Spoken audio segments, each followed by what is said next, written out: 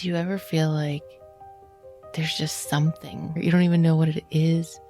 You're just like, there's just something there and I can't reach it. When I look at a photo I make, I think to myself, this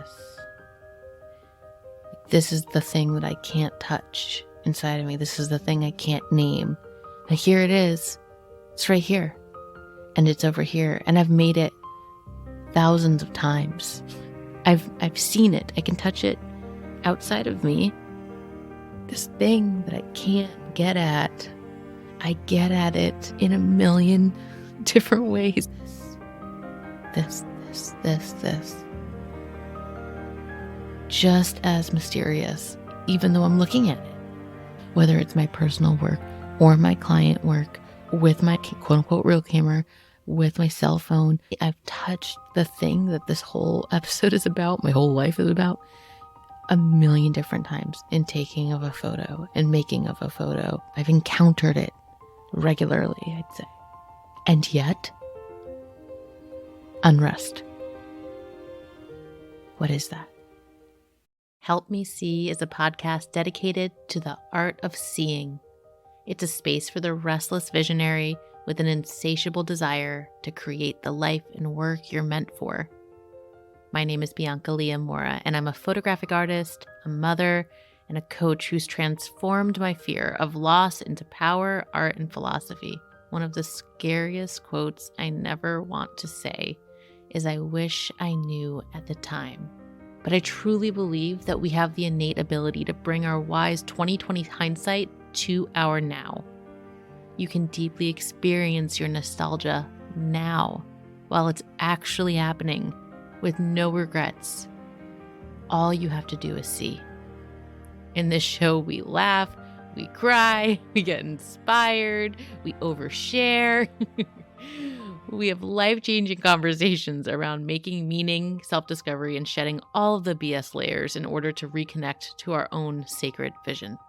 Seeing yourself is an essential key to living powerfully.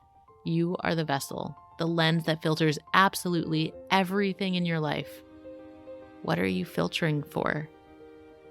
Whether it be conversations with fellow artists and visionaries or my solo audio journal style introspective ramblings, each episode is meant to feel like an exhale, an unraveling of truth, a moment for you to be able to put your finger on something that you haven't been able to for far too long.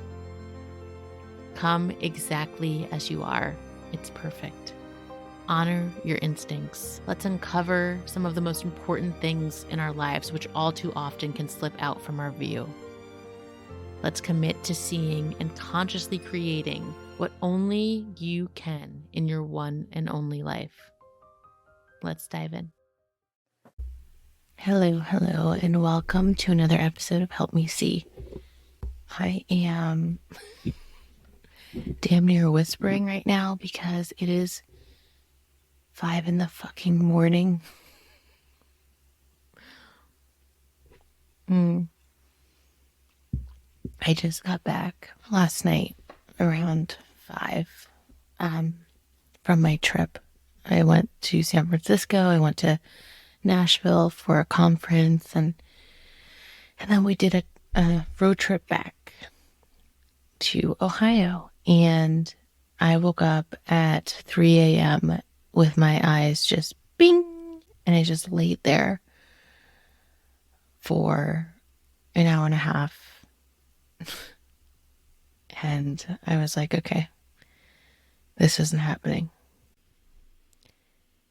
And it really annoyed me that I couldn't fall back asleep because I just felt so much gratitude because I was laying there sandwiched between my 95-pound dog and my 3-year-old, like both of them right up against me. And I was like, oh my gosh, this is just the sweetest. Just one of those moments where you feel so grateful. And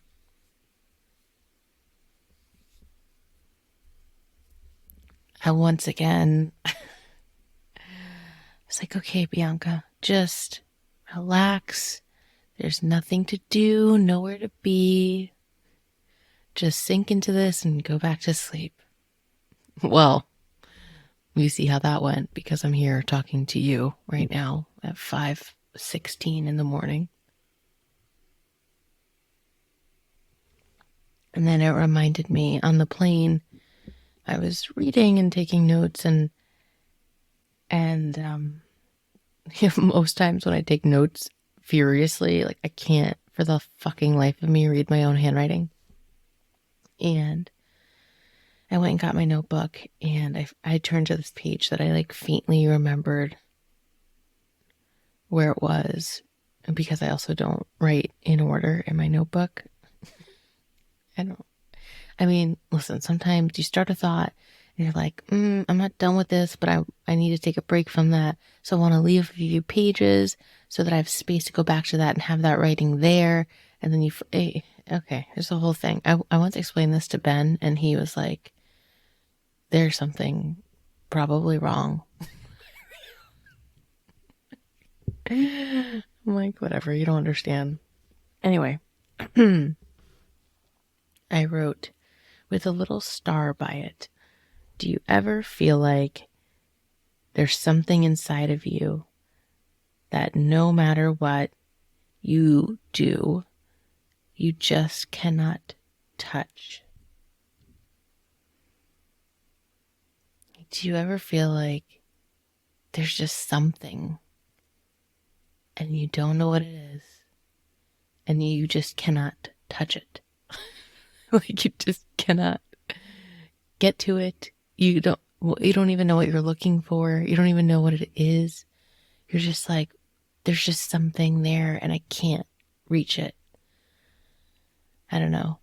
This is making me laugh because this past weekend when I went to this conference, there was something that I said, and I was like, does anyone feel like, and they said it, literally nothing, crickets. It was fine. Everyone was so sweet. But yeah, there's just absolute crickets. So as I'm saying this right now, you very well may be on the other side of this thinking, or just being like, it's just you, babe. But I don't know. I kind of don't believe that either. I just, sometimes I think that there are these feelings that are unsayable that we have and we can't explain it, and it's just a feeling. So, and we don't name it, but sometimes we need other people's like really weird attempts to name it in order to identify it in ourselves. And I think that's a really, really, really big reason why I fling myself out into the abyss so often, because I know that I need that so much. Whenever I encounter an artist, a writer, anyone, any person that says something, I was like, oh my God. Yeah, that was it. Oh my gosh, yes. I never isolated it in that way. I never was able to touch it like that before, but thank you. So in this case, I'm not actually identifying anything other than the fact that I can't identify whatever this itch is that I can't scratch. Let me see, what else did I write?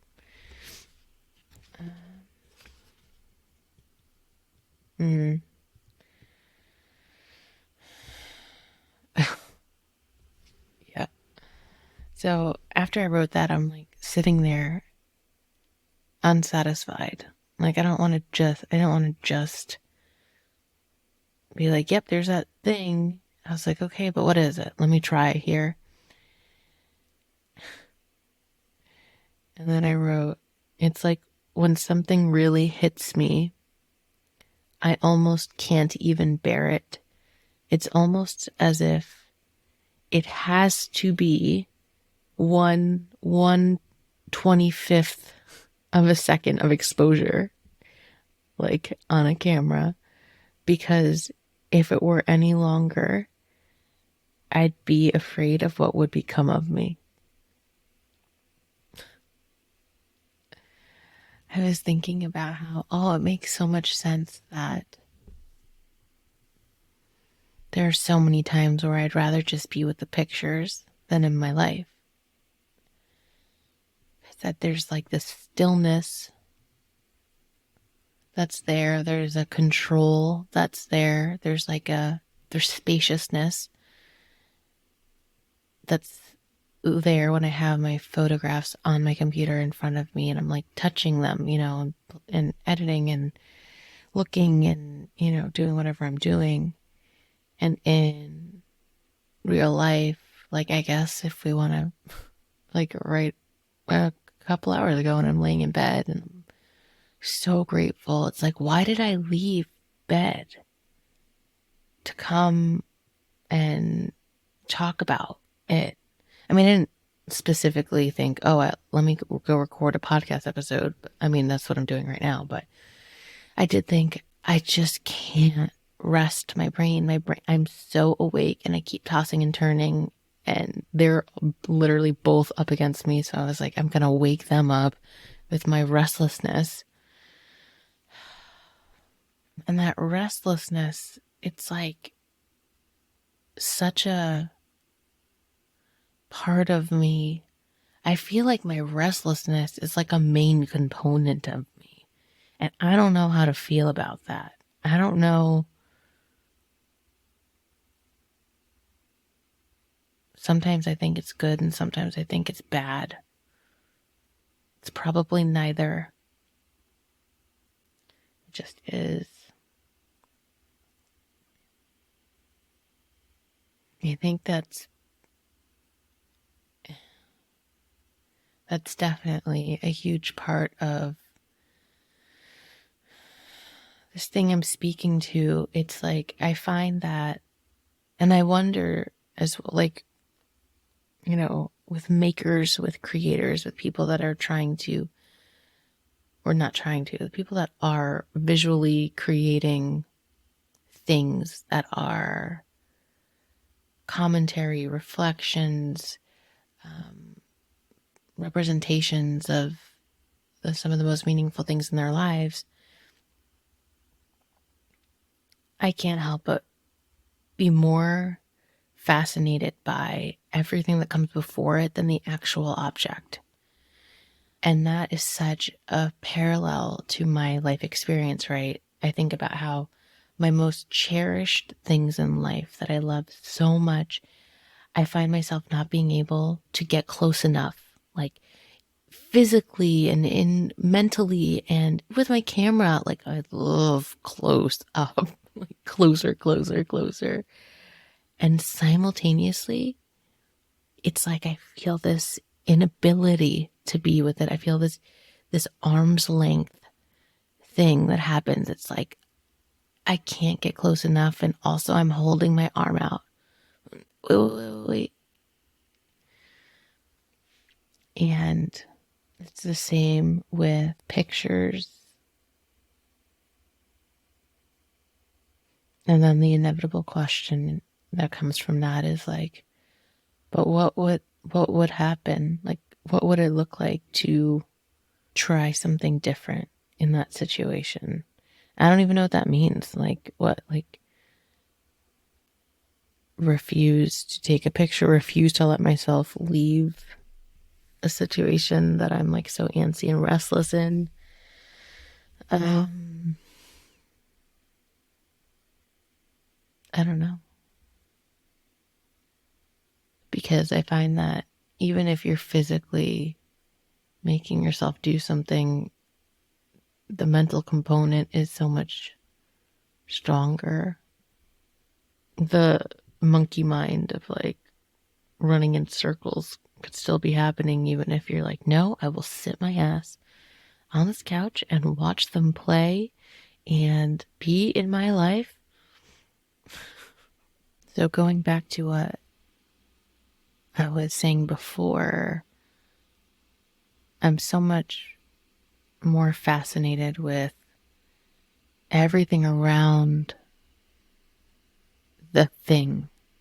Like if it's the picture or the piece of art, it's like, how can I love something so much as like a single piece of art. It could like bring me to tears. That's like what I feel is like the most profound thing you can make in honor and acknowledgement and recognition of something you witnessed and experienced and are processing and are thinking and are feeling. And yet I think the thing itself is so, it could be so reductive. Like, it's not anything compared to everything that went into its creation and everything that its creation causes afterwards.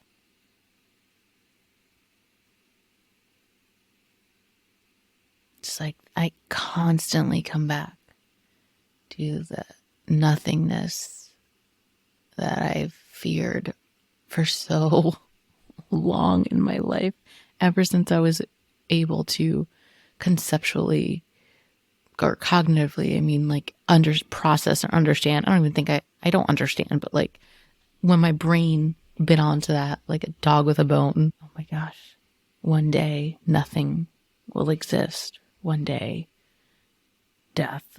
One day just nothing matters.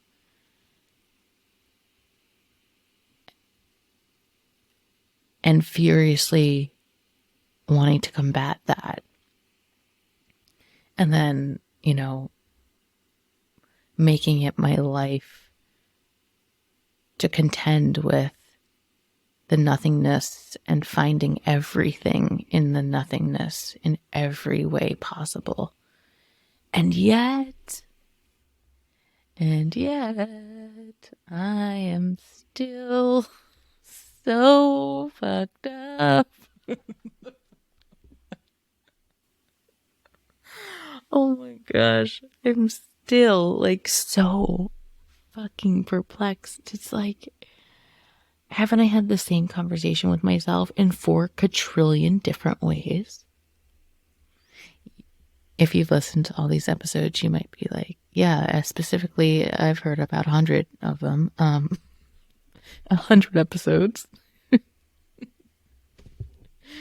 What is this? 101? 102?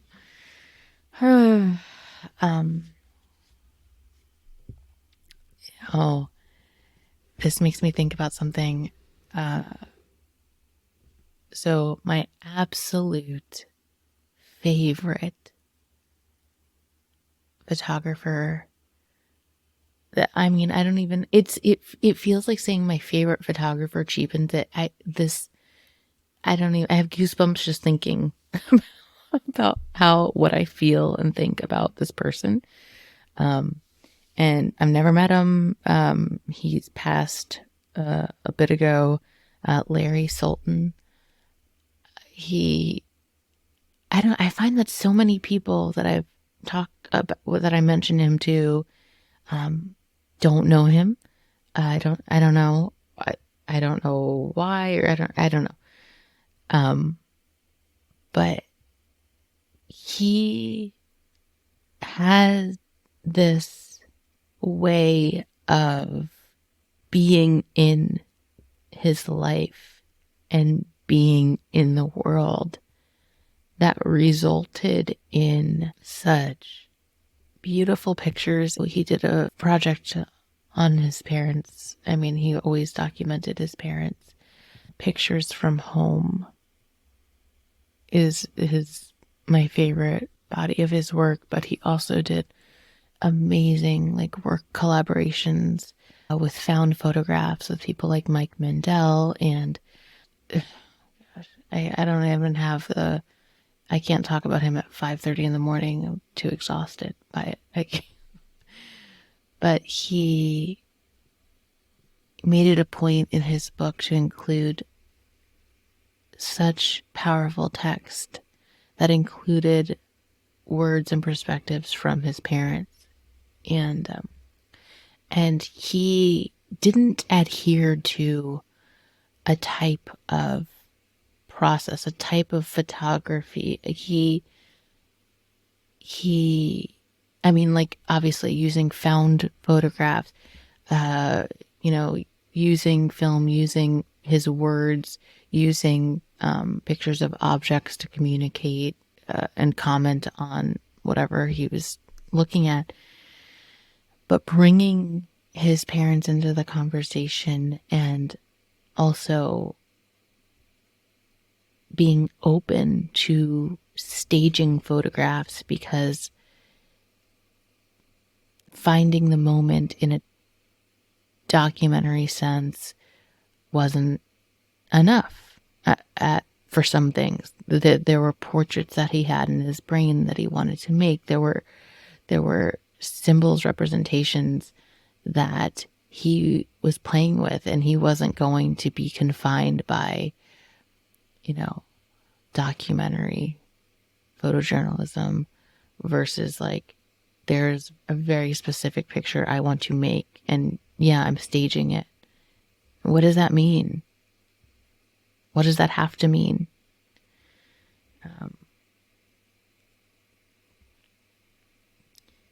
There's this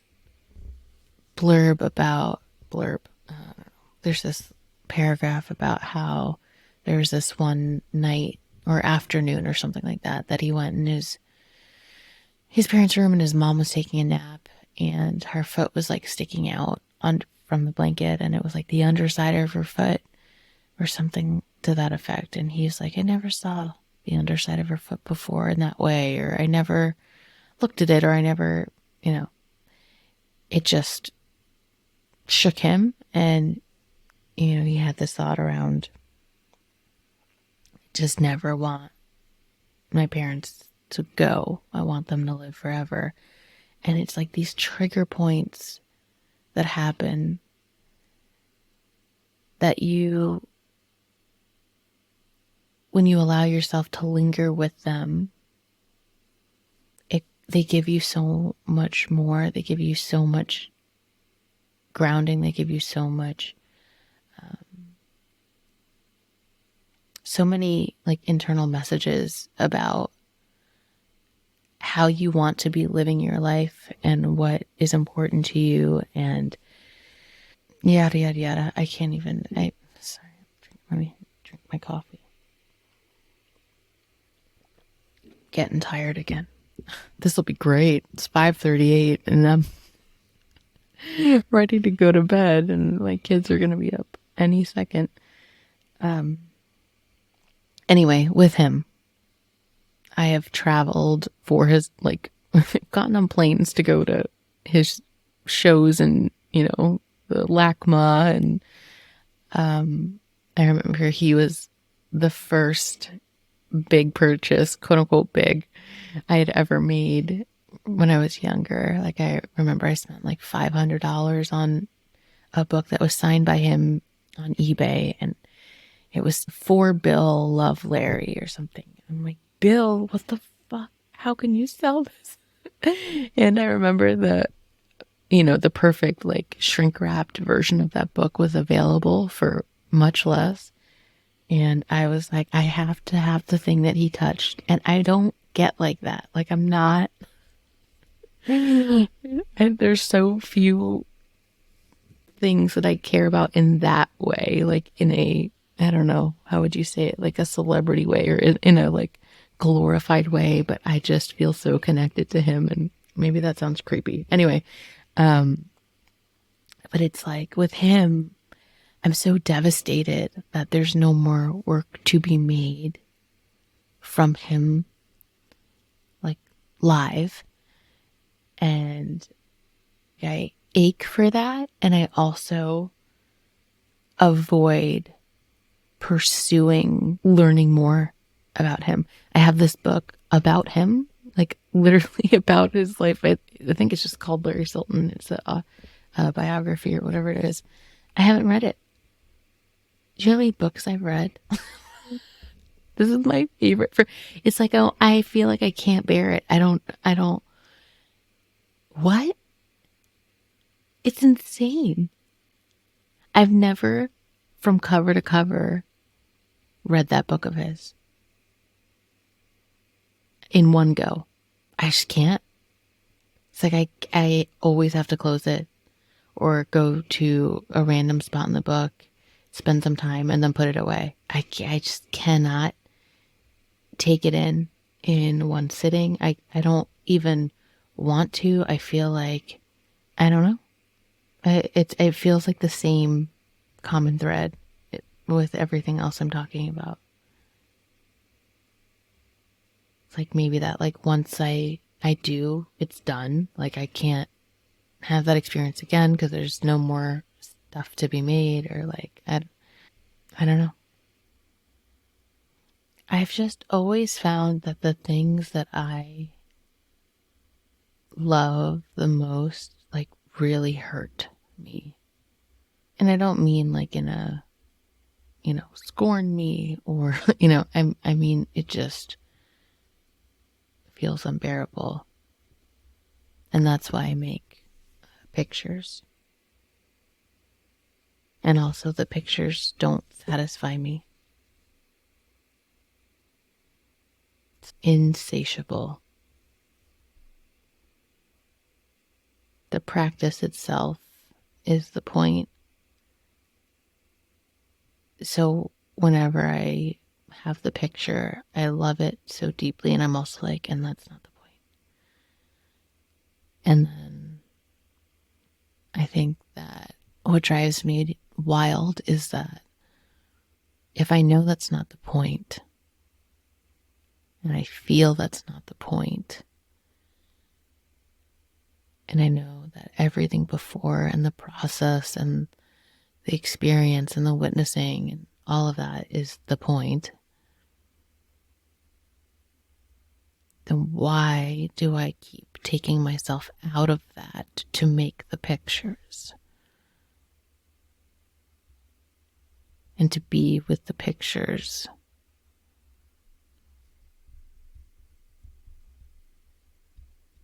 Do you know? do you, do you do you have an answer? Have you mulled over this? Do you relate to this? I don't know. My relationship with picture making and creating and processing feels like home to me, and it is my way of digesting, consuming my life, eating my life, and the ferociousness, the restlessness, it just makes me question, like, what is going on here?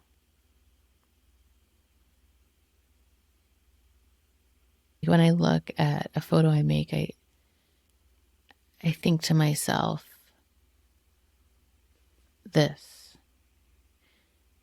is the thing that I can't touch inside of me. This is the thing I can't name. And here it is. It's right here. And it's over here. And I've made it thousands of times. I've seen it. I can touch it outside of me.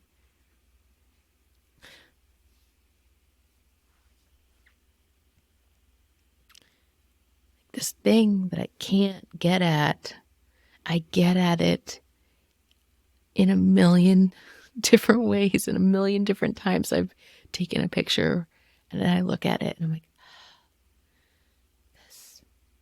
this.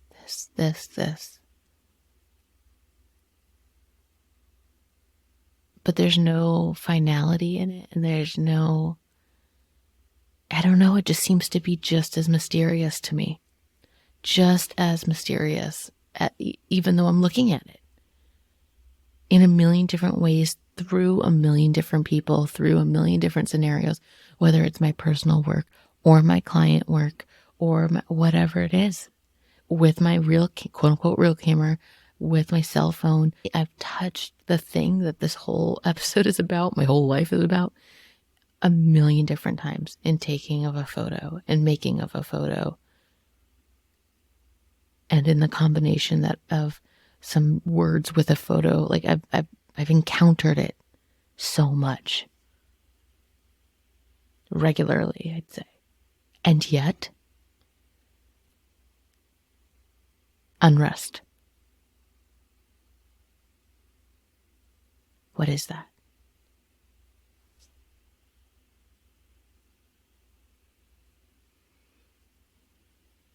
I think the greatest piece that I find in this kerfuffle, what a strange word to call it, is the greatest piece I find from this is that I know that I am locked in with what I know to be the most important dance I could be dancing for myself, right? Dancing with a question and having questions is so much more important than having an answer, but we're human, and that doesn't stop me from wanting an answer or something that quells me, that gives me peace and stillness. But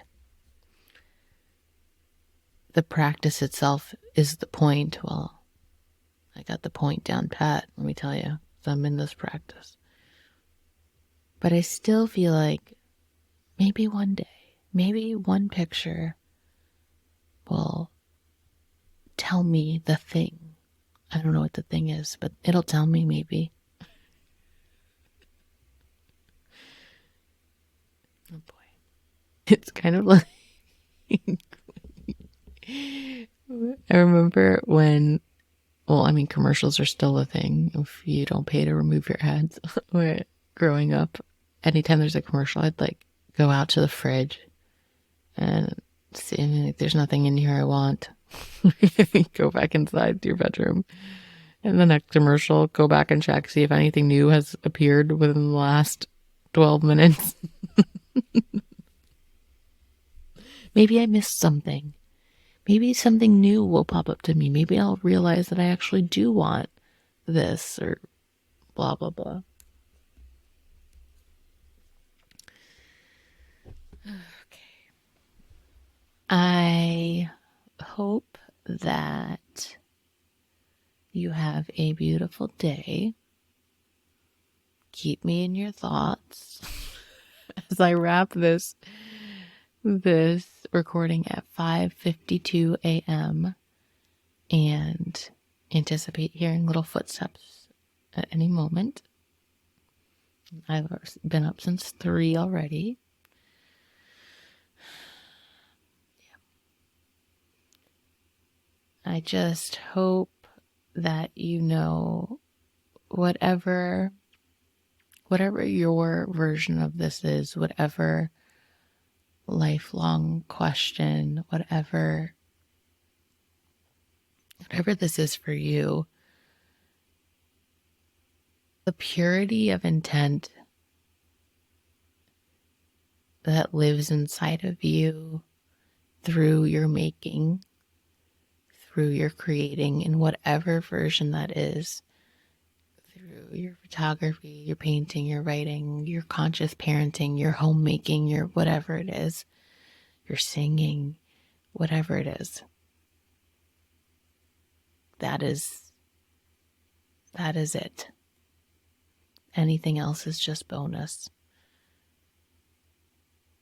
And any fucked up part is, I feel like any quote unquote answer we can feel like we find is probably transient anyway, depending on what version of self has discovered it. So basically, all the last however many minutes of your life is moot point because